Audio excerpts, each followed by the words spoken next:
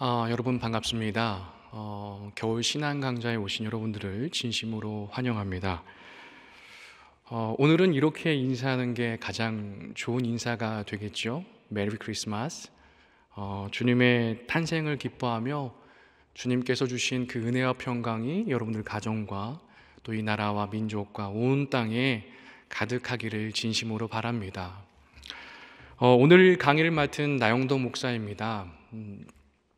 오늘 신앙 강좌에서는 신앙의 전승에 대해서 우리가 같이 한번 나눠보려고 합니다. 이 문제에 대해서 같이 고민해보고 조금 더 쉬운 방법은 없을지, 우리의 문제를 풀어갈 수 있는 좋은 어떤 말씀의 은혜는 없을지, 그것을 가지고 같이 나누는 시간 되었으면 좋겠습니다. 신앙의 전승을 고민하는 모든 분들에게 조금이나마 유익하고 도움이 되는 시간이 되길 간절히 바랍니다. 여러분들 사진 보이시죠? 이 사진이 어떤 사진입니까? 무엇을 하고 있죠? 릴레이 경주를 하고 있습니다. 릴레이 경주의 한 장면입니다. 여러분들도 한 번쯤은 다들 릴레이 경주를 한번 해보셨을 겁니다. 릴레이 계주를 한번 해보셨을 겁니다. 저도 많이 해봤는데요. 저는 항상 마지막 주자였습니다. 그러니까 꽤 잘 달렸다는 것입니다. 근데 마지막 주자에 있을 때 항상 그 떨림이 굉장히 강했습니다. 두근두근, 바톤을 받기 전까지 얼마나 떨었는지 모릅니다. 아마 여러분들도 그런 경험이 다 있으셔서 얼마나 두근거리고 떨린지 다 아마 경험해 보셨을 겁니다. 저 장면을 보면서 이렇게 한번 가정을 해보시면 좋겠습니다. 그때의 기억을 떠올리시면서 저기에 있는 저 아이 중에 하나가 우리 아이라고 하는 생각을 가지시고 이 시간 같이 한번 가정을 좀 해보시면 좋겠습니다. 한번 상상을 해보시죠. 자, 저기에 계주 선수로 여러분의 아이가 나가 있습니다. 아이가 바통을 받기 위해서 준비를 하고 기다리고 있습니다. 애가 떨리는 마음 가운데 바통을 받기 위해서 기다리고 있는데 마침 그 전 주자가 바통을 아이에게 전해줍니다. 아이가 그 바통을 받고 열심히 뛰어갑니다. 그런데 아이의 방향이 잘못된 겁니다. 앞으로 달려나가지 않고 옆으로 가고 뒤로 가고 엉뚱한 방향으로 막 달려가고 있는 것입니다. 여러분, 만약 여러분의 아이가 그런 상황에 있다면 여러분들은 어떻게 하시겠습니까? 그 순간 그 아이를 보고 여러분은 어떤 행동을 하시겠습니까? 무슨 이야기를 하겠습니까? 어디 방향이든 어떤 방향이든 좋다. 일단 잘 달리니까 좋다. 잘했다. 이렇게 칭찬하고 격려하며 그냥 두시겠습니까? 아마 그럴 부모는 없을 겁니다. 어떻게든 아이가 정확한 방향으로, 올바른 방향으로 뛰어가도록 아마 애쓰고 도와주려고 할 것입니다. 안타까워하면서 속상해하면서 아이가 바른 방향으로 달려나갈 수 있도록 그렇게 도울 거예요. 그게 정상적인 부모입니다. 그런데 요즘에 우리 시대를 바라보면 우리의 가정 안에서 아이들이 저렇게 잘못된 방향으로 달려가고 있는데 그냥 두고 보고 있는 과정들이 굉장히 많다는 것입니다. 그게 우리 신앙의 전승의 실태라는 것입니다. 안타깝게도 그냥 두고 보고는 가정들이 많다는 거예요. 아이가 분명히 잘못된 방향으로 가고 있는데 그 아이를 그냥 두고 있습니다. 올바른 방향으로 이끌어주지 못하고 있다는 것입니다. 많은 믿음의 가정들이 그런 상태에 처해 있습니다. 안타까운 일이죠. 이런 상태에 대해서 에디스 셰퍼는 이렇게 이야기합니다. 어리석은 아버지와 어머니가 진리는 전달해 주지 않고 자녀들을 하나님으로부터 돌아서게 하고 있다. 자녀들은 엉뚱한 방향으로 속력을 내어 달려가기 위해서 자기가 달릴 차례를 기다리는 것과 같다. 이렇게 이야기하고 있습니다. 자녀들이 하나님으로부터 멀어지고 있는데 그냥 수수방관하고 있다는 겁니다. 어디든 열심히 달려가 봐라 그렇게 박수치며 그냥 아이들 그냥 두고 있다는 겁니다. 안타까운 일이죠. 많은 가정들이 신앙의 전승은 포기한 채 무엇이 중요한지 어디로 뛰어가야 될지 아이들에게 가르치지 않고 있다는 겁니다. 무조건 뛰어가라 그냥 두고 있다는 겁니다. 안타까운 일이죠. 에디스 셰퍼는 가정이란 무엇인가라고 하는 곳에서 책에서 이렇게 한탄을 하며 지금 현재 우리의 삶을 적나라하게 지적을 하고 있습니다. 여러분, 가정은 여러 세대가 함께 공존하는, 함께하는 공간입니다. 여러분, 우리의 가정에서는 매일같이 릴레이 경주가 이어지고 있습니다. 펼쳐지고 있습니다. 지식의 릴레이 경주가 펼쳐지고 있고요, 성품에 대해서 릴레이 경주가 펼쳐지고 있고, 교육에 대해서도 릴레이 경주가 펼쳐지고 있습니다. 부모의 지식을 이어받고요, 부모의 그 삶과 가치관, 성품을 아이들이 배워갑니다. 또 여러 가지 교육들이 이루어지고 있지요. 우리는 모르고 있지만, 잊고 있었지만 사실은 가정 안에서 굉장히 많은 릴레이 경주들이 펼쳐지고 있다는 것입니다. 자녀가 부모가 준 그 바통을 이어받고 있다는 것입니다. 아버지가 아들에게, 어머니가 딸에게, 또 할머니가 손주들에게 그렇게 바통을 전해주고 있는 것입니다. 그런데 그런 많은 릴레이 경주 중에서 정말 중요한 경주, 그 바통을 이어주지 못하고 있다는 것입니다. 바로 신앙의 전승입니다. 신앙의 전승이 이루어지지 않고 있습니다. 가정은 참된 진리를 전하는 그런 장소가 되어야 됩니다. 그런데 황무지가 되어가고 있다는 거예요. 물론 우리의 삶은 너무나도 바쁩니다. 분주하죠. 해야 될 것도 많고, 만나야 될 사람도 많고, 굉장히 많은 일들이 우리에게 산적해 쌓여 있습니다. 그런데요, 그렇게 많은 할 일 중에서, 그렇게 바쁜 삶 속에서도 어떻게든 가정 안에서 하나님의 말씀을 찾고, 또 말씀을 읽으려고 하고, 기도를 하려고 하고, 예배를 드리려고 애쓰는 그 모습들이 있다면, 그러한 모습이 자녀들에게 얼마나 강렬한 인상으로 남겠습니까? 얼마나 강렬한 흔적으로 그들에게 남겠습니까? 오히려 더 바쁠수록 우리는 하나님께 집중하는 모습이 필요하다는 겁니다. 그럴 때 아이들에게 더 극대화, 신앙의 전승이 더 잘 이루어질 수 있다는 것입니다.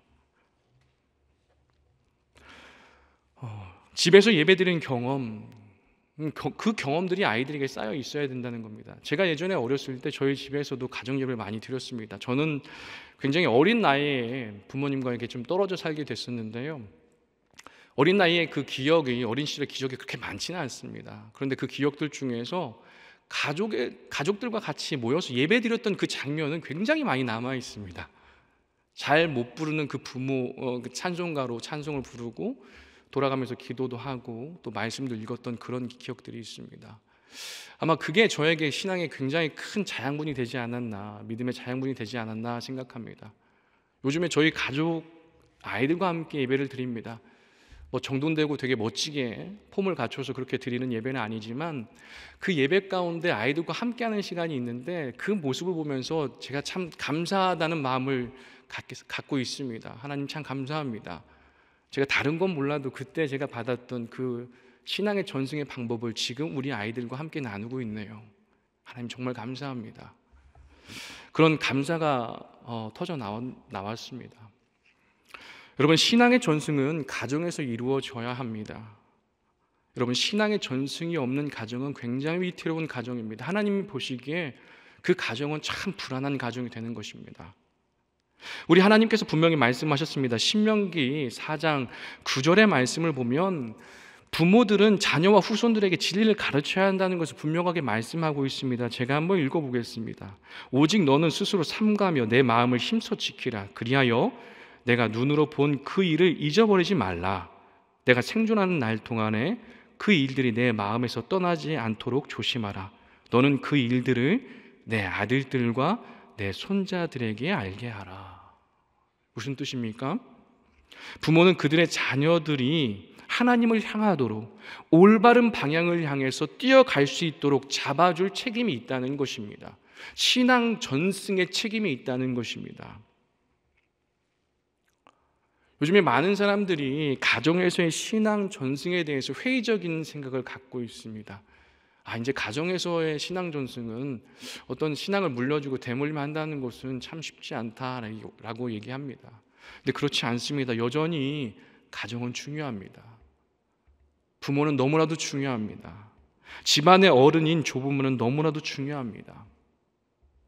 신앙의 전승은 다른 곳이 아니라 가정에서 시작돼야 되는 것입니다. 오늘 강의가 가정의 중요성, 그 중요성을 다시 한번 깨닫고 신앙의 전승에 그 결단을 다시 한번 하는 그런 시간이 되기를 간절히 소망해 봅니다. 그렇다면 우리 하나님은 우리의 각 가정을 어떻게 바라보고 계실까요? 어떤 꿈을 가지고 우리의 가정을 바라보고 계실까요? 여러분, 인간의 역사를 이야기할 때 많은 주제들로 그 역사를 깨어낼 수 있습니다. 전쟁으로 깨어낼 수도 있고요. 권력과 또는 발달의 역사 또는 돈, 경제 여러 가지로 인간의 역사를 깰 수 있는데요. 그렇지만 무엇보다도 인간의 역사를 가장 잘 설명할 수 있는 것은 가정의 역사라고 저는 생각을 합니다. 여러분, 인간의 역사는 가정의 역사입니다. 여러분, 가정이 최초로 생겨난 곳이 어디입니까? 에덴 동산입니다. 에덴 동산. 하나님께서 에덴 동산에서 가정을 만드셨습니다. 그리고 그때부터 가정은 사회의 가장 기초가 되고 근본이 되는 단위가 되었습니다. 공동체가 되었습니다. 하나님도 가정을 기본이다, 가장 기초가 된다, 그렇게 인정하셨습니다. 저는 그렇게 생각합니다. 무엇을 근거로 그렇게 이야기하는가? 하나님께서 아담이 혼자 있는 것을 보시고는 별로 좋지 않다라고 하셨습니다. 보기에 좋지 않았다라고 말씀하셨습니다. 불완전하다는 것이죠. 그런데 그 이후에 혼자 있는 아담을 위해서 돕는 배필을 지으셨고 그렇게 함께하게 하셨습니다. 남자와 여자가 하나가 된 것이죠. 그 모습을 보고 하나님은 보기 좋다라고 말씀하셨습니다. 그러니까 완성되었다라고 하는 것이죠. 하나님께서는 개인보다 가정을 이룰 때 너무나도 아름답다 말씀하셨습니다. 그리고 그 가정을 가장 기초가 되는 공동체로 인정해 주신 것이죠. 분명히 좀 기억했으면 좋겠습니다. 물론 순서와 시기는 좀 다릅니다. 하지만 하나님께서는 개별적인 인간을 창조하신 것이 아니라 사회의 기본 단위가 되는 가정을 만드시고 창조하셨다는 것을 여러분 꼭 기억하시면 좋겠습니다. 보기에 참 좋았더라. 가정을 두고 하셨습니다. 둘이 하나가 되었을 때 비로소 완성된 가정이 된 것입니다. 완성되었던 것입니다. 여러분, 가정을 기본 단위로 보는 것은 성경 곳곳에 드러나 있습니다. 특별히 축복하는 장면에서 그런 예들을 많이 볼 수 있습니다. 하나님이 축복하실 때 한 사람 개인에게보다는 가정, 그 가정에게 축복하는 것을 굉장히 많이 성경 안에서 발견하게 됩니다. 특별히 창세기 9장을 보면 노아의 홍수 이후에, 홍수 심판 이후에 노아에게 하나님께서 언약을 맺으시고 축복하시는 장면이 나옵니다. 그런데 그때 한 사람에게 하나님께서 축복하시고 언약을 맺으신 게 아니에요. 노아 한 사람에게 그 언약과 축복을 주신 게 아닙니다. 노아가 아니라 가족에게 언약과 축복을 허락해 주셨습니다. 너희와 너희 후손과 너희 후손과라고 합니다. 내가 너희와 언약을 세운다, 이렇게 말씀하십니다. 너희라고 합니다. 너와 너가 아니라 너희입니다. 너희 가정, 너의 후손들, 그렇게 하나로 보신 것이죠. 여러분, 아브라함도 마찬가지입니다. 아브라함에게도 마찬가지로 하나님께서는 아브라함 개인보다 그 가족들, 후손들을 통해서 언약과 축복의 말씀을 해주셨습니다. 미래 후손까지도 확장하신 겁니다. 특히나 이 장면을 한번 보시면 좋겠습니다. 이 사건을 한번 떠올려 보십시오. 출애굽할 때도 하나님께서 어린 양을 준비하라고 하셨습니다. 유월절 어린 양을 준비하라고 하셨는데 그때도 각 사람이 아니라 가정 단위로, 가족 단위로 하나님께서 준비하라고 하셨습니다. 출애굽기 12장 3절의 말씀입니다. 너희 각자가 어린 양을 취할지니 각 가족대로 그 식구를 위하여 어린 양을 취하되, 가족대로 이렇게 준비하라고 말씀을 하셨습니다. 이렇게 성경의 많은 곳에서는 사회의 구성의 최초의 단위를 개인이 아니라 가정으로 보는 부분이 굉장히 많다는 겁니다. 물론 각 개인이 한 인격체로서 존중받고 인정받아야 됩니다. 그런데요, 그 개인은 가정이라는 그 구조 속에서, 그 공동체 속에서 그 존재의 의미가 더 강력하고 분명하게 드러난다는 것입니다. 여러분, 우리는 태어나자마자 관계 속에 있습니다. 태어나자마자 부모님이 있고요, 엄마 아빠가 있고 또 형제가 있습니다. 이렇게 관계 속에 우리는 던져지게 됩니다. 그래서 가정이란 공동체는 너무나도 중요한 겁니다. 가장 기본이 되는 거예요. 이에 대해서 호레이스 부시넬은 이렇게 말합니다. 성경은 개인을 하나의 고립된 단위로 보지 않고 유기적 법칙 아래서 가정과 인종 안에 존재하는 그대로의 인간으로 보는 경우가 많다라고 말합니다. 그러니까 나가 아니라 가정으로 볼 때가 많다는 겁니다. 요즘 이 시대는 나를 굉장히 강조합니다. 나. 그러나 성경의 가치로 보면 조금은 어긋나 있는 것을 보게 됩니다. 물론 나도 소중하게 생각하고 나를 존귀하게 생각할 수 있는 사람이 누군가를 사랑할 수 있죠. 하지만 성경에서는 나보다는 타인을, 이웃을, 그 사랑을 전하고 대상으로 삼는 경우가 굉장히 많습니다. 여러분, 가정이 이렇게 중요하다는 것, 하나님께서 가정 단위로 굉장히 이렇게 축복을 하시고 가정을 기초 단위로 보고 있다는 것을 여러분 기억해 주시면 참 좋겠습니다. 그러면 구체적으로 가정은 어떻게 드러나는가?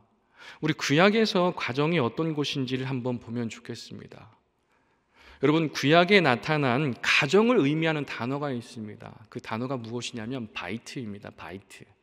바이트는 집, 가족을 의미합니다. 바이트 아브라고 하면은 아비집이라는 뜻입니다. 구약시대 이스라엘 사회를 보면 세 계층으로 나눠져 있는 것을 보게 됩니다. 첫 번째는 가정이고요, 가족, 그 다음에 친족, 그 다음에 지파입니다. 물론 지파 이후에 이렇게 왕조가 좀 있는데요, 일단 기본적으로 세 계층으로 나눠집니다. 가족, 친족, 지파입니다. 가장 작은 단위가 가정이죠. 그리고 가장 큰 단위가 지파입니다. 바이트 아브, 그러니까 아비의 집, 그러니까 집이 모여서 족속이라고 하는 미시파를 이루게 되는 것이고요, 미시파, 족속이 모여서 쉐베트라고 하는 지파를 이루게 됩니다. 미시파라고 하는 족속이 모여서 지파라고 하는 쉐베트를 이렇게 이루게 됩니다. 이런 구조가 잘 나타나 있는 곳이 어디냐면 아간이 여호수아와 함께 가나안 땅을 정복할 때 아간이 범죄를 하죠. 근데 아간의 그 범죄를 색출해낼 때 이 장면이 나오는데, 거기를 보면 이런 구조가 잘 나타나 있습니다. 물론 역순이지만 그 순서가 잘 나타나 있습니다. 제가 그 부분을 한번 읽어보겠습니다. 너희는 아침에 너희의 지파대로 가까이 나아오라. 여호와께 뽑히는 그 지파는 그 족속대로 가까이 나아올 것이요, 여호와께 뽑히는 족속은 그 가족대로 가까이 나아올 것이요, 여호와께 뽑히는 그 가족은 그 남자들이 가까이 나올 것이며. 구조가 분명히 드러나죠. 지파, 족속, 가정입니다. 이스라엘에서도 가정은 굉장히 중요한 사회적 기본 단위였습니다. 지금도 그렇죠. 사회의 여러 문제들 보면 가정의 붕괴에서 시작되는 것을 굉장히 많이 볼 수 있습니다. 이 문제가 어디서부터 시작됐을까? 그 뿌리를 찾아가 보면 가정의 붕괴에서 이런 문제가 발생됐다는 것을 우리는 많이 여러 사건들을 통해서 또 여러 가지 이런 자료들을 통해서 보게 됩니다. 그러니까 인류 역사가 가정의 역사라고 해도 틀리지 않다는 겁니다. 이스라엘 역사도 가정, 즉 바이트에서부터 시작되었습니다. 자, 그런데 이 바이트라고 하는 단어에 또 한 가지 중요한 의미가 담겨 있습니다. 아주 중요한 의미가 담겨 있습니다. 그것이 무엇인가? 바이트에는 성소의 개념이 담겨 있습니다. 성소. 여러분, 성소가 어떤 곳입니까? 하나님의 임재를 경험하는 곳이죠. 하나님의 영광이 머무는 곳입니다. 그곳이 바로 성소이죠. 그런데 가정도 역시 그렇다는 겁니다. 가정을 의미하는 바이트는 성소의 개념을 또한 갖고 있습니다. 가정은 하나님을 만나고 그분의 임재를 경험하는 그런 곳이라는 것입니다. 여러분, 가정은 그런 곳입니다. 하나님의 임재를 맛보는 성소라는 것이죠. 사무엘 하나 열왕기상 스가랴를 보면 하나님의 성전을 표현하는 단어로서 바이트를 사용한 것을 우리는 볼 수 있습니다. 여러분, 바이트, 가정, 또 성소입니다. 무엇을 의미하는 것이겠습니까? 수평적인 인간 관계뿐만 아니라 하나님과의 수직적인 관계에서도 그런 관계들이 가정 안에서 이루어져야 된다는 것입니다. 인간의 관계뿐만 아니라 수직적인 하나님의 관계도 가정에서 이루어져야 된다. 그런 의미입니다. 하나님의 임재가 없는 가정은 올바른 가정이라고 할 수 없습니다. 하나님이 기뻐하시는 가정이라고 할 수 없습니다. 우리가 거주하는 집과 하나님이 계신 성전은 같은 단어인 바이트로 표현되고 있습니다.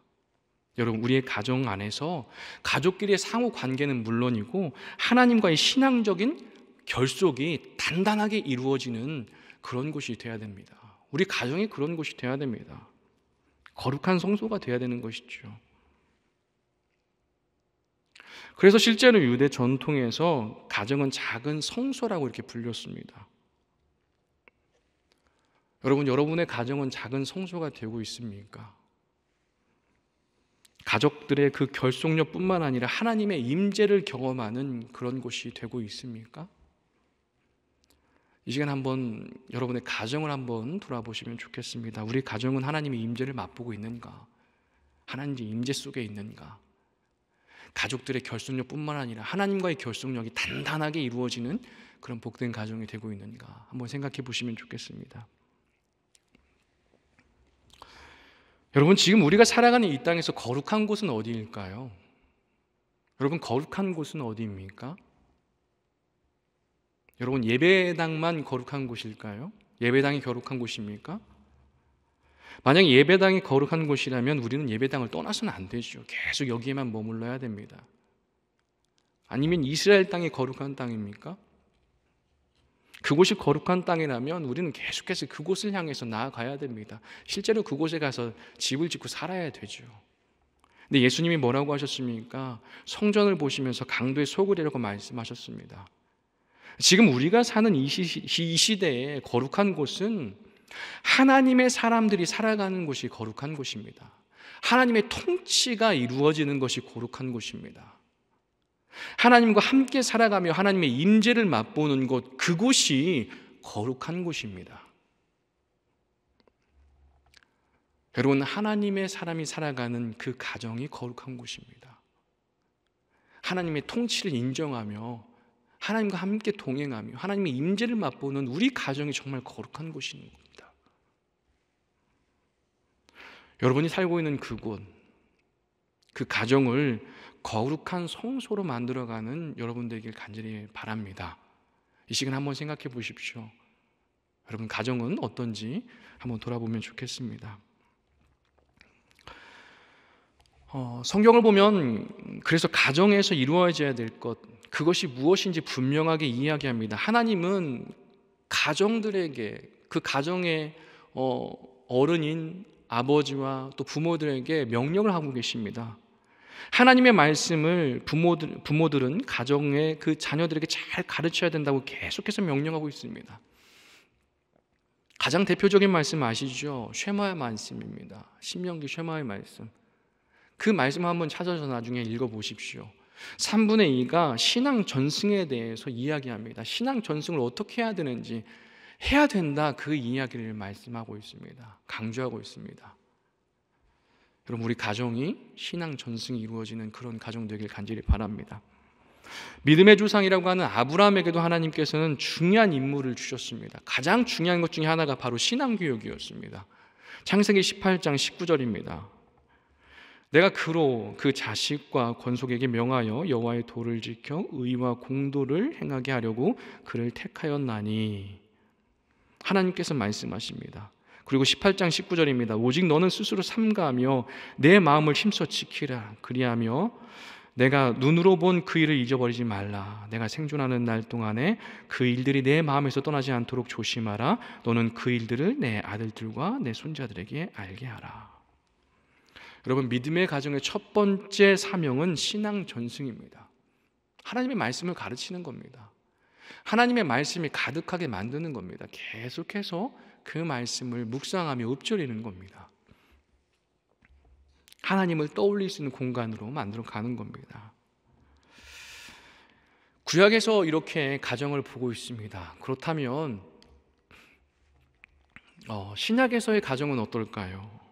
신약에서 가정에 대해서 알 수 있는 말씀들이 굉장히 많은데 특별히 대표적인 것이 에베소서와 골로새서입니다.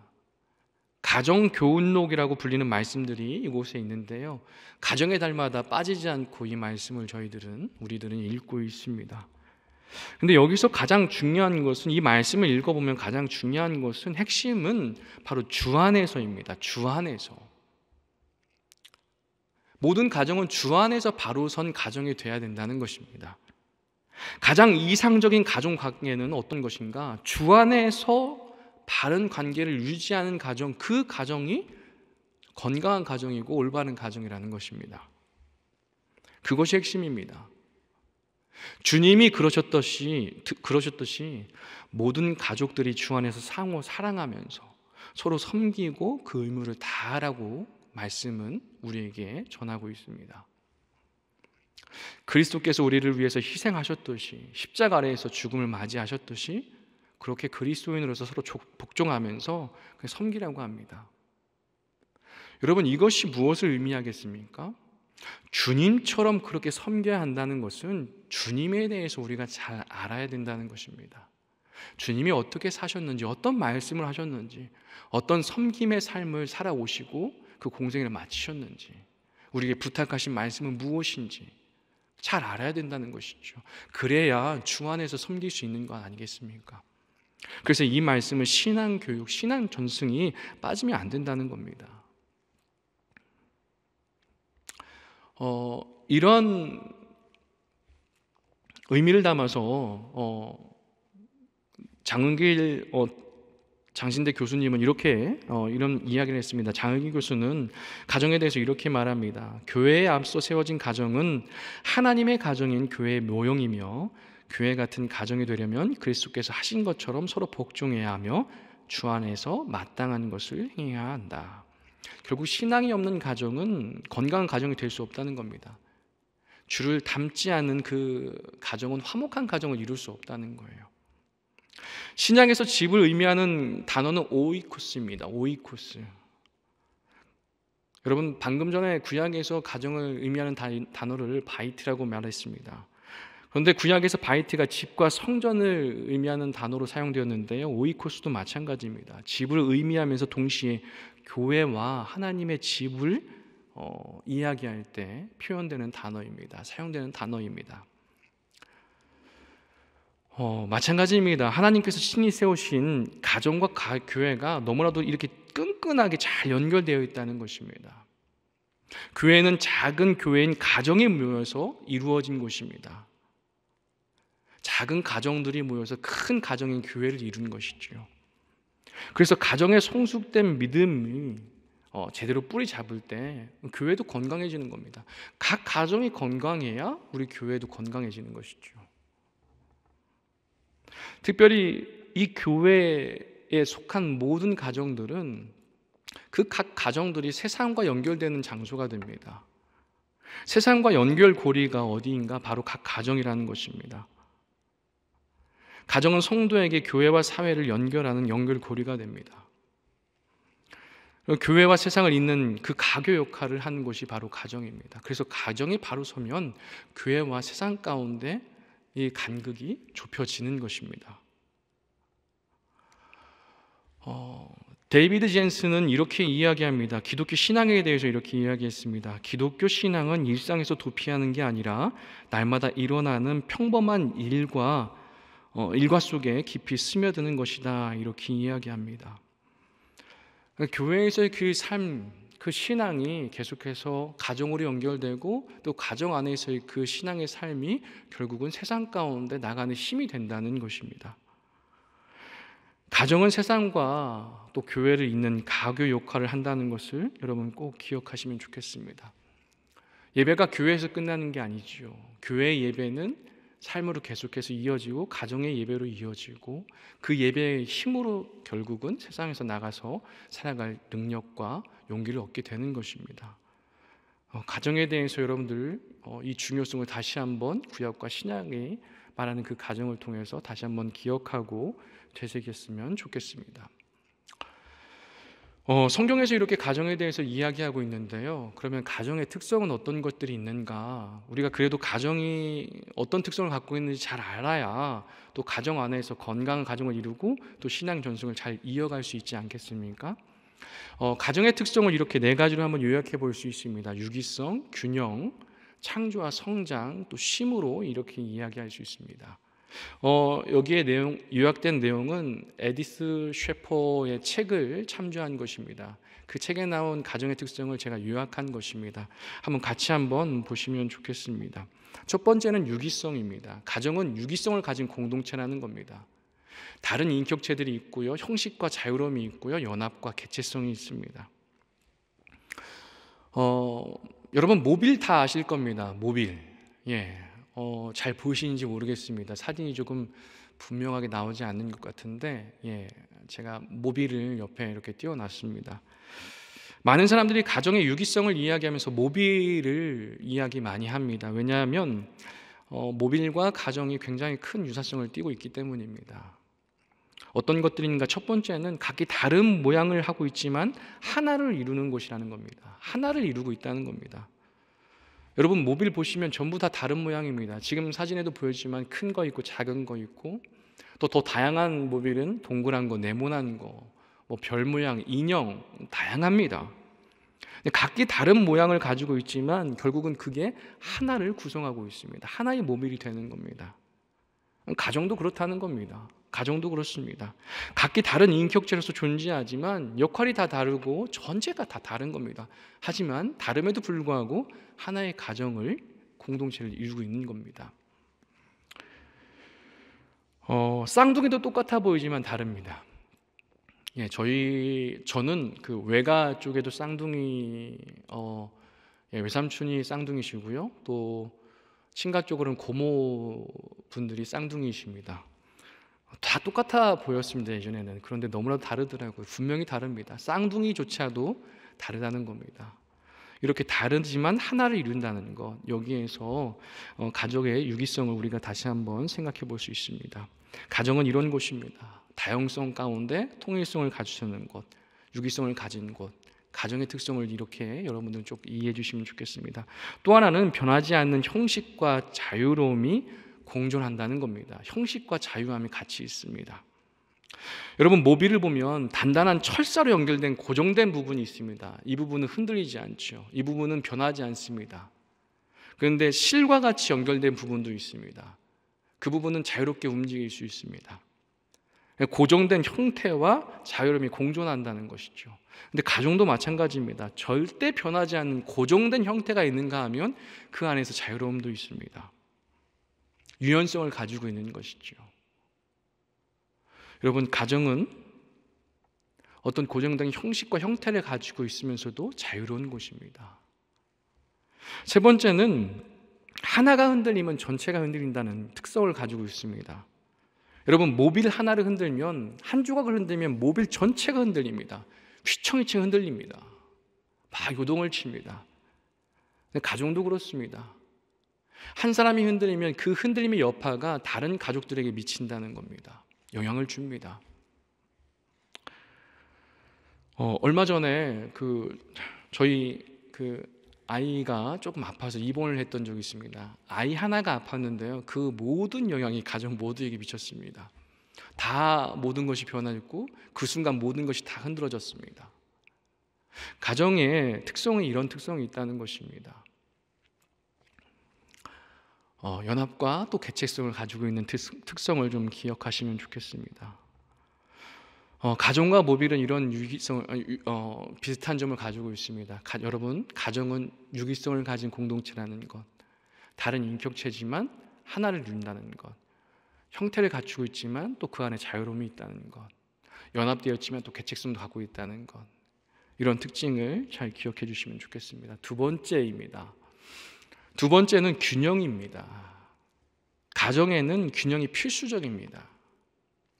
그 균형에는 세 가지를 이야기할 수 있습니다. 생태학적인 균형이 있고요, 독립과 의존의 균형이 있고요, 안식과 공동체성의 균형을 가지고 있습니다.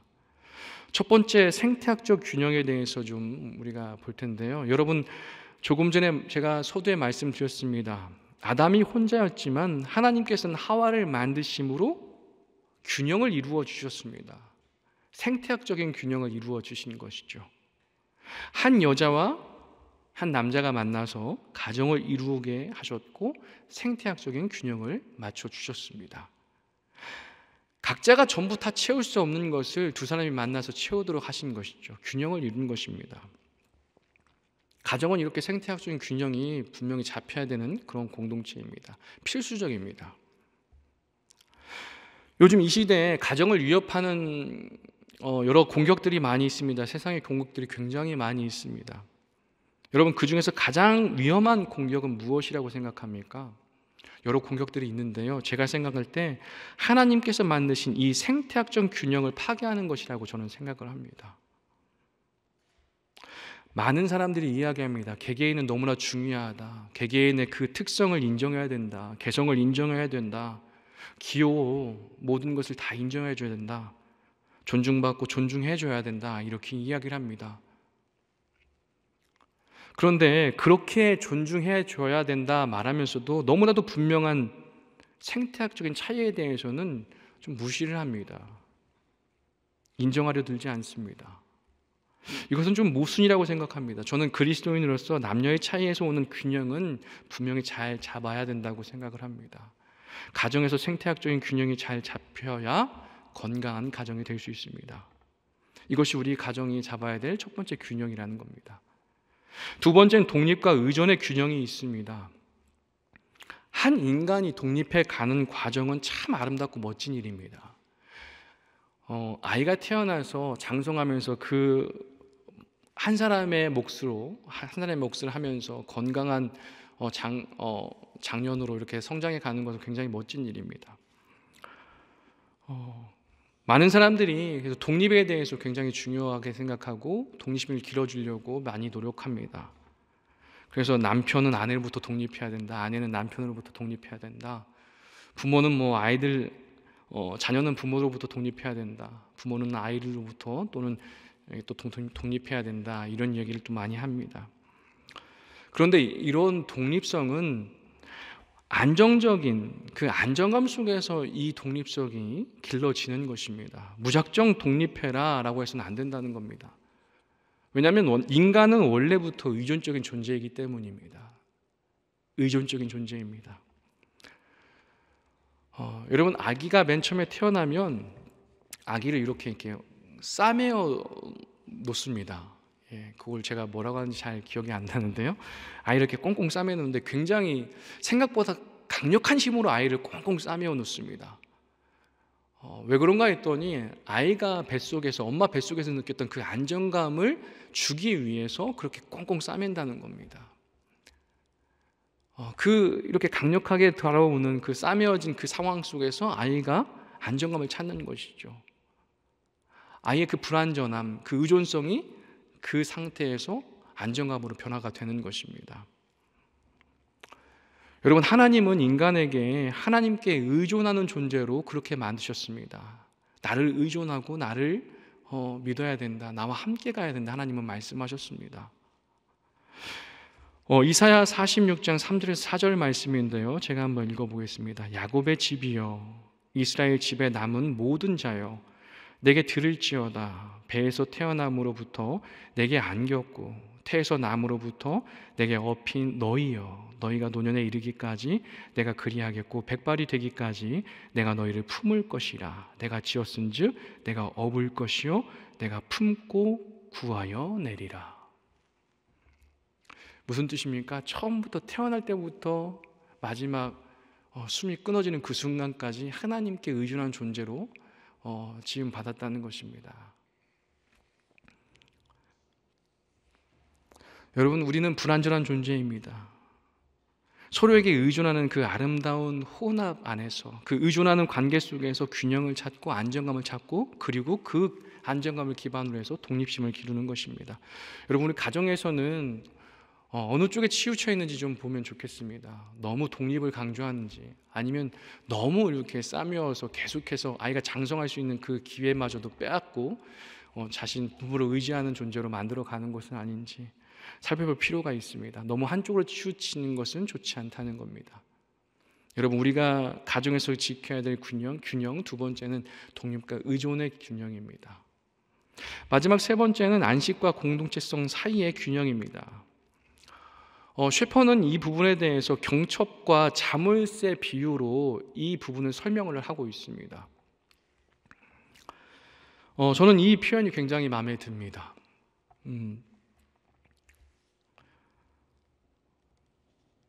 가정은 어떤 곳인가? 어떤 때는 기름칠이 잘 되어 있는 경첩의 문이 활짝 열리듯이 그렇게 가정의 문이 활짝 열려야 된다는 겁니다.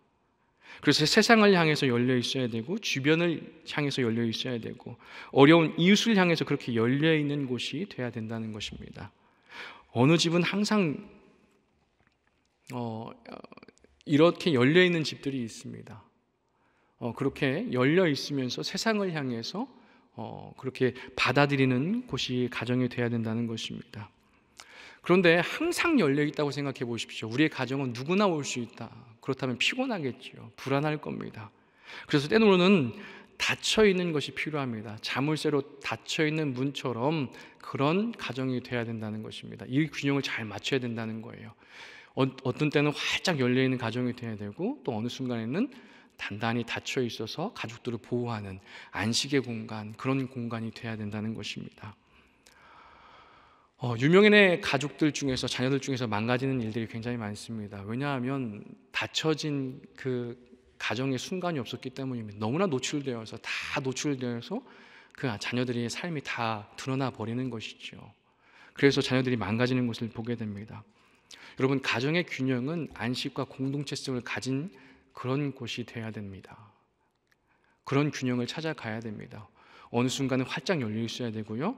또 어느 순간에는 닫혀서 가족들이 쉼과 보호함을 받은 안정감을 취할 수 있는 그런 가정이 돼야 된다는 것입니다. 여러분의 가정은 어떻습니까? 이 세 가지 균형을 잘 잡아가고 계십니까? 한번 생각해 보시고 너무 한쪽으로 치우치진 않았는지 균형을 잘 잡아갈 수 있기를 바랍니다.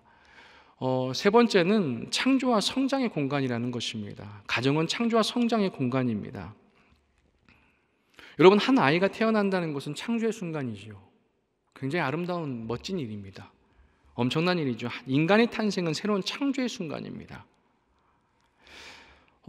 탄생뿐만 아니라 가정 안에서는 끊임없이 창조가 일어나고 있습니다. 창조의 공간입니다. 새로운 일들이 일어나고 있고요. 새로운 감정들이 일어나고 있고요. 새로운 사건들이 일어나고 있습니다.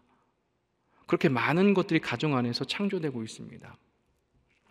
어제는 몰랐던 그 감정을 오늘 다시 한번 느끼게 되고 살아나게 되고 그런 일들이 가정에서 많이 일어나고 있습니다.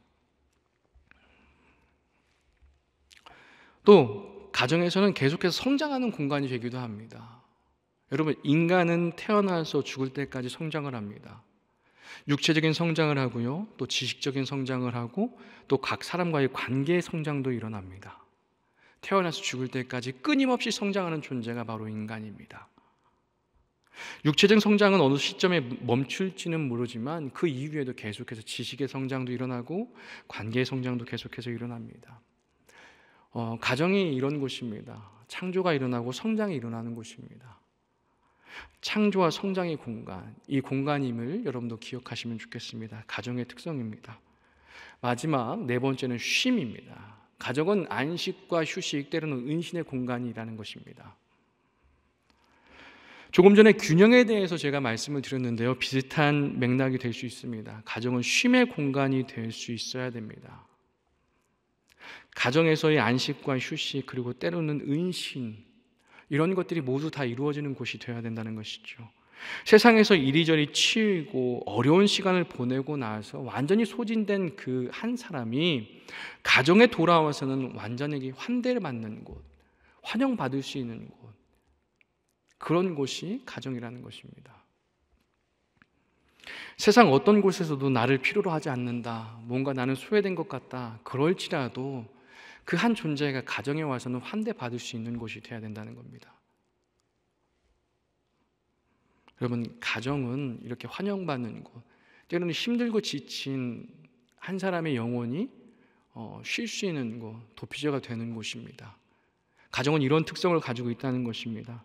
여러분, 지금 네 가지를 좀 살펴봤습니다. 그 네 가지의 특성을 잘 이해하시고 우리의 가정에 부족한 것은 무엇인지, 좀 한쪽으로 치우쳐 있는 것은 무엇인지, 균형을 잘 맞추지 못한 것은 무엇인지 살펴보시면서 다시 한번 가정에 대해서 생각해보고 고민해보는 여러분 됐으면 좋겠습니다. 자, 이렇게 가정의 특성까지 봤습니다. 이제 마지막 부분이 될 것 같습니다. 이제 다시 한번 우리 오늘 주제로 더 집중해 들어가 보겠습니다. 신앙의 전승의 부분에 대해서 다시 한번 조금 더 초점을 맞춰 보겠습니다. 한 인간이 자라는 삶을 살아보니까 둘러보니까 식물이 이 땅에 자라는 것과 같다라고 하는 것을 제가 좀 느끼게 됐습니다. 여러분, 식물이 새싹을 틔우고 성체가 되고 또 숲을 이뤄가는 그 성장의 과정을 보면 한 인간이 성장해 가는 그 과정과 매우 흡사한 것을 우리는 보게 됩니다. 식물을 둘러싼 환경과 그 환경에서 조금씩 성장해가는 그 모습이 인간이 가정이라고 하는 그곳에서 그런 여러 환경 속에서 성장하고 또 성숙해가는 그런 과정과 굉장히 흡사한 것을 저는 보게 됐습니다. 유사하다는 겁니다. 이 땅의 모든 생명체를 피조물을 하나님이 창조하셨으니까 어쩌면 이런 유사성은 당연한 것이라고 할 수 있겠습니다.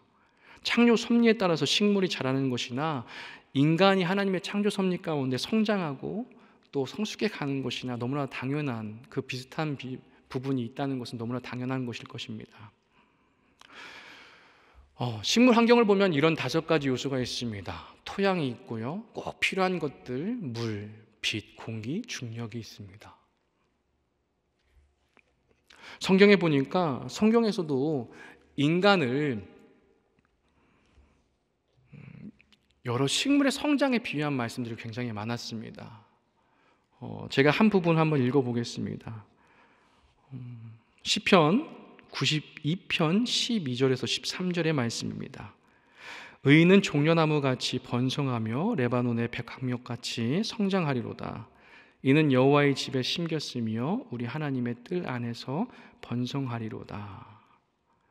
의인을 종려나무와 백향목의 성장에 비유를 하고 있습니다. 모든 피조물은 이렇게 성장해 가고 있습니다.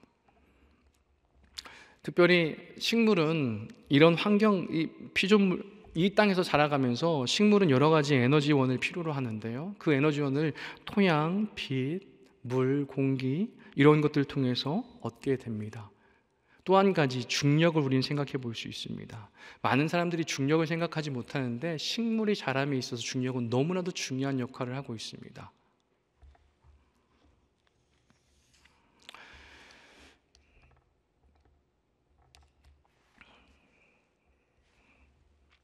식물 환경에 대해서 조금 더 살펴보겠습니다. 이 토양에 대해서는 한번 더 살펴보겠습니다. 토양은 우리 가정으로 토양은 우리가 살아가는, 인간이 살아가는 가정에 비유할 수 있습니다. 여러분, 식물에게 있어 토양은 어떤 곳입니까? 뿌리가 자리를 잡고 영양분을 섭취하는 그런 곳입니다. 뿌리가 보호받는 곳이죠.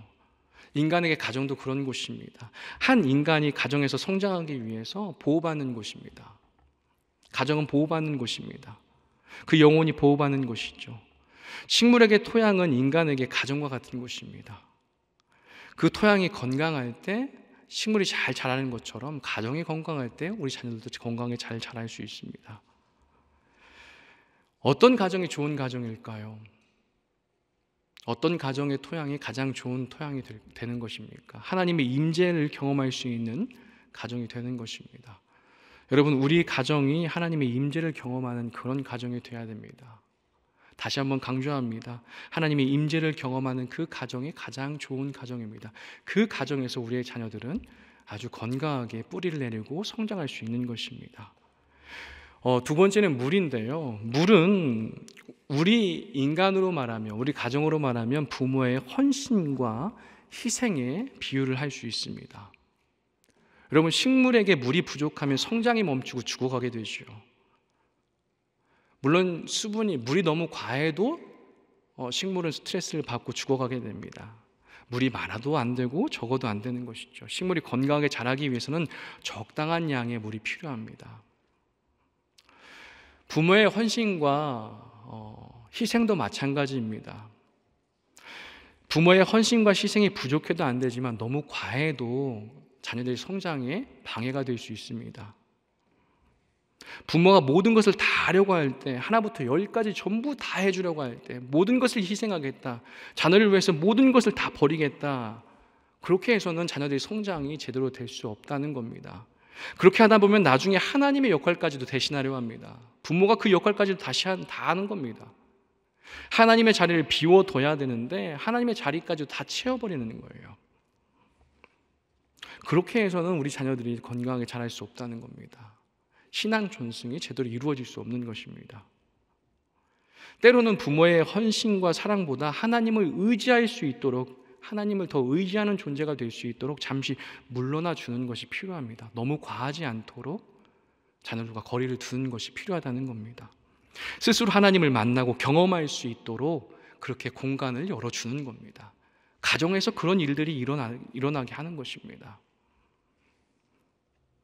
그래서 때로는 부모의 헌신과 사랑을 잠시 멈추고 하나님께 기도해봐라, 하나님께 예배를 드려봐라, 하나님께 더 매달려봐라, 하나님의 말씀을 붙잡아봐라, 이렇게 말할 수 있어야 된다는 겁니다. 그렇게 너무나 과하지 않는, 또 부족하지 않게 여러분들의 사랑과 헌신을 자녀들에게 주고, 또 때로는 하나님의 자리를 침범하지 않도록 물러날 수 있는 여러분 되면 참 좋겠습니다. 세 번째는 빛입니다. 여러분, 식물에게 있어 빛은 굉장히 중요하죠. 빛을 통해서 광합성 작용이 일어나고 그것을 통해서 에너지를 얻게 됩니다. 여러분, 이 빛은 그러면 우리 한 사람의 인간으로 할 때, 인간으로 비유한다면 어떤 것으로 대치해 볼 수 있을까요? 이 빛은 지식이나 관계, 특별한 사건이라고 할 수 있습니다. 여러분, 식물에게 빛이 24시간 비친다면 그 식물은 잘 자랄 수 있을까요? 잘 자라지 못합니다. 빛이 아무리 필요하다고 할지라도 빛이 계속해서 비친다면, 끊임없이 24시간 1년 내내 빛을 비친다면 식물은 자랄 수가 없습니다. 빛이 없는 어둠도 식물에게는 필요합니다. 광합성 작용이 일어나지 않는 그 밤도 필요하다는 겁니다. 쉼의 시간이 필요하다는 겁니다. 마찬가지입니다. 우리 자녀들도 마찬가지입니다. 우리 자녀들도 어떤 사건으로부터, 끊임없는 배움으로부터, 또 어떤 이야기로부터 잠시 멀어지고 단절되는 시간이 필요하다는 겁니다. 그 시간은 부모로부터 온전히 사랑을 받고 돌봄을 받는 그런 시간으로 만들어지는 것이죠. 채워지는 겁니다. 부모님의 그늘이 필요한 겁니다. 그 그늘 안에서 자녀는 더 건강하게 자랄 수 있는 것이죠. 여러분, 때로는 우리 자녀들이 부모의 그늘 안으로 들어와서 그곳에 온전히 쉼을 누리고 하나님의 임재를 경험할 수 있는 그런 시간들을 만들어줄 수 있기를 간절히 바랍니다. 여러분, 가정이 그런 곳이 될 수 있으면 좋겠습니다. 네 번째는 공기입니다. 공기. 여러분, 어떤 식물은 물이 많이 없어도 몇 년간 생존할 수 있는 식물이 있다고 합니다. 그것을 부활초라고 하는 식물인데요, 그 식물은 물이 없어도 수년간 생존할 수 있다고 합니다. 그런데 공기 없이 살아가는 존재는 식물은 없습니다. 어떤 식물이든 공기는 필요합니다. 여러분, 이 공기는 우리 모든 인간에게 하나님의 임재와도 같다고 할 수 있습니다. 식물의 생존 여부가 공기에 달려있듯이 인간도 하나님의 임재, 그 임재 안에 거할 때 인간은 온전한 삶을 살아갈 수 있고 생존할 수 있는 것입니다. 식물이 공기를 통해서 호흡하듯이 하나님의 임재를 통해서 우리가 호흡을 하는 것입니다. 여러분, 우리 가정이 그러한 임재의 공간, 하나님을 통해서 숨을 쉬는 공간이 되길 간절히 바랍니다. 마지막 중력입니다. 여러분, 식물의 생장에 있어서 중력은 사람들이 생각하지 못하는 경우가 굉장히 많습니다. 중력은 별로 그렇게 친근하게 생각하지 못합니다. 떠올릴 수 없습니다. 식물 환경에서 필요한 게 무엇일까 하면 여러 가지 많이 이야기를 하는데요, 중력은 빼놓은 경우가 굉장히 많습니다. 그런데 중력이 식물 성장에 있어 굉장히 중요하다는 겁니다. 중력은 식물의 방향성을 잡아주고 식물 성장을 바로 할 수 있도록 그 방향성을 완전하게 잡아준다는 거예요. 2018년 프랑스의 한 연구진들이 식물에게는 중력의 방향에서 벗어난 작은 기울기도 감지할 수 있는 센서가 있다는 것을 발견하게 됩니다. 모든 식물은 그게 있다고 합니다. 조금만 기울기가 틀어지면 중력에서 조금 틀어졌구나, 그 기울기를 감지하는 그런 센서들이 식물에게 있다는 겁니다. 그러면서 그 센서가 작동하면서 식물은 똑바른 형태와 자세를 유지하는 겁니다. 여러분, 나무가 산에 자라는 것을 한번 보시면 좋겠습니다. 산은 분명히 비탈졌는데 나무는 똑바로 서서 자라고 있지요. 그게 바로 그런 센서들을 갖추고 있기 때문입니다. 식물이 뿌리를 땅에 이렇게 뿌리 내려가는데요, 사실은 그렇게 식물이 땅에 뿌리를 내리면서 뻗어가는 것이 물을 향해 가는 것 같지만 실제로는 중력을 향해서, 그 방향을 향해서 나아간다는 것입니다.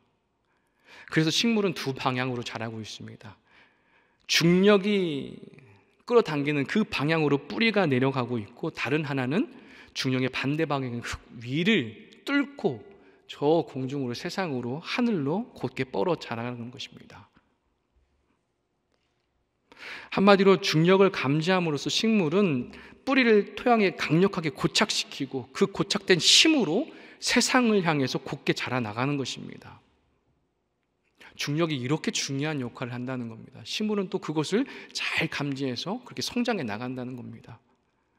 사실 이 중력은 인간의 영역이 아닙니다. 하나님의 절대적인 영역입니다. 하나님의 창조 섭리 가운데 하나입니다. 저는 이 중력을 보면서 이 중력이 마치 우리를 향한 하나님의 구원의 약속, 하나님의 그 열심과 같다, 그런 생각을 하게 됐습니다. 마치 그 하나님의 열심처럼 느껴졌습니다. 우리에게 끊임없이 부어지는 하나님의 그 놀라운 사랑처럼 저는 느껴졌습니다. 이런 하나님의 열심에 대해서 부시넬이라고 하는 학자가 이렇게 말합니다. 모든 시대에 얼마나 많은 하나님의 약속들이 당신과 당신의 자녀들에게 달려갔는가. 하나님은 모든 시대의 인간들에게 자신을 향해서 달려오도록 계속해서 말씀을 주셨고 그렇게 영향력을 끼치셨다는 겁니다. 계속해서 나에게 오라고 끌어당기셨다는 겁니다. 모든 인간들에게 그렇게 해오셨다는 겁니다. 마치 식물의 뿌리가 중력을 찾아가듯이, 중력이 그 뿌리를 끌어당기듯이 그렇게 하나님은 인간들에게 역사하셨다는 겁니다. 그런데 인간들은 하나님의 그 끌어당김, 그 사랑, 그 열정을 이제는 다 잃어버리고 잘못된 방향으로 가고 있는 겁니다. 뿌리가 땅에 견고히 박힐수록 더 높이 하늘로 올라갈 수 있는 것처럼, 식물들이 그렇게 성장할 수 있는 것처럼, 우리 가정이 하나님께 단단히 뿌리를 내릴 때 우리 가정과 자녀들은 더 온 세상을 향해서 깊이, 더 높이 성장하며 건강하게 자랄 수 있는 것입니다. 지금도 하나님께서는 우리에게 하나님의 약속과 그 사랑을 끊임없이 보내고 계십니다. 중력을 우리가 감지하지 못할 것처럼 그 사랑을 우리가 감지하지 못할 뿐이지, 하나님께서는 계속해서 우리를 향해서 달려오고 계시고 우리를 끌어당기고 계십니다. 그런데 우리의 비극은 하나님의 그 사랑을 잊어버렸고 이제는 감지하는 능력마저도 상실해 버렸다는 것입니다. 여러분, 어떻게 하면 이 중력을, 하나님께서 우리를 끌어당기시는 그 놀라운 사랑을, 우리에게 허락하신 그 약속을 다시 한번 찾게 되고 반응하면서 하나님께 달려갈 수 있을까요? 그 능력을 어떻게 하면 회복할 수 있을까요? 그것은 예배일 것입니다. 예배를 통해서 우리는 그 능력을 다시 한번 회복할 수 있을 것입니다. 여러분, 가정에서 예배를 회복한다는 것, 다시 한번 하나님의 그 말씀을 우리가 먹게 되고 그 말씀 가운데 나아가는 그런 시간이 되는 것입니다. 여러분, 가정 안에서 예배의 회복이 이루어지길 간절히 부탁드립니다. 그런 시간들이 여러분들 가운데 있기를 간절히 소망합니다. 셰퍼는 이렇게 말합니다. 완전한 상황과 완전히 균형 잡힌 완전한 가정에서 태어난 아기는 없다. 이렇게 이야기를 합니다. 어떤 것도 완벽할 수 없다는 것입니다. 여러분, 부모 역시 완전한 존재가 아닙니다. 완벽한 존재가 아닙니다. 불완전한 존재이죠. 여러분, 신앙 교육에 있어서 가장 중요한 것은 이렇게 불완전한 존재인 부모 스스로가 그 모든 것을 인정하는 겁니다. 자녀들 앞에 그 모든 것을 고백하는 겁니다. 나 또한 불완전한 존재라고 하는 것을 자녀들에게 가르치는 것이죠. 부모도 실수할 수 있고 부모도 누군가를 의지할 수밖에 없는 그런 존재라는 것, 그렇게 의지하며 살아갈 수밖에 없는 존재라는 것을 자녀들에게 가르치는 겁니다. 자녀들에게 솔직해지는 것이죠. 여러분, 그 솔직한 시간, 불완전 존재라는 것을 고백하는 시간이 언제입니까? 바로 예배입니다. 예배는 우리의 부족함을 인정하고 하나님께 전적으로 의지하겠다고 고백하는 그 시간입니다. 주님의 은총을 구하는 시간이죠. 부모마저도 그렇게 강해 보이고 든든한 나무 같고 거대한 산처럼 보이는 그 부모마저도 하나님께 의지하지 않고는 살아갈 수 없는 존재라는 것을 자녀들에게 알려줄 때 우리의 신앙의 전승은 시작되는 것입니다. 여러분의 각 가정에게 주어진 그 책임, 의무, 하나님께서 명령하신 그 신앙의 전승을 잘 이루어가길 바랍니다. 그 시작은 우리 가정에서 아주 소박하게 드려지는 그 예배에서 시작될 것입니다. 가정의 예배, 그 예배가 회복되는 여러분들에게 간절히 소망합니다. 이 시간 같이 한번 쉐마의 말씀, 신명기 6장 4절에서 9절 말씀을 같이 한번 읽음으로써 신앙 강좌를 마치도록 하겠습니다. 같이 한번 읽어보겠습니다. 이스라엘아 들으라. 우리 하나님 여호와는 오직 유일한 여호와시니 너는 마음을 다하고 뜻을 다하고 힘을 다하여 내 하나님 여호와를 사랑하라.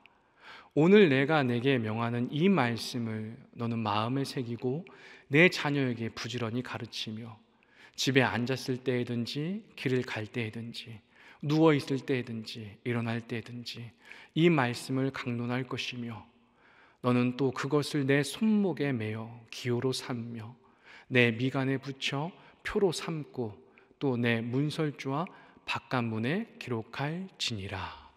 아멘. 함께 기도하겠습니다. 참 좋으신 하나님 아버지, 감사합니다. 오늘 신앙 전승에 대해서 우리가 함께 나누었습니다. 이 시간 우리의 가정들이 다시 한번 회복되길 원합니다.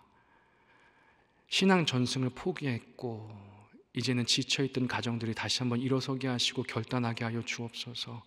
다시 한번 말씀을 붙잡고 건강한 가정으로 그 가정에서 신앙의 전승이 멋지게 이루어지는 우리의 가정들 될 수 있도록 은혜 베풀어 주옵소서. 그렇게 역사하신 하나님 감사드리며 우리 구주 예수 그리스도의 이름으로 기도드립니다. 아멘.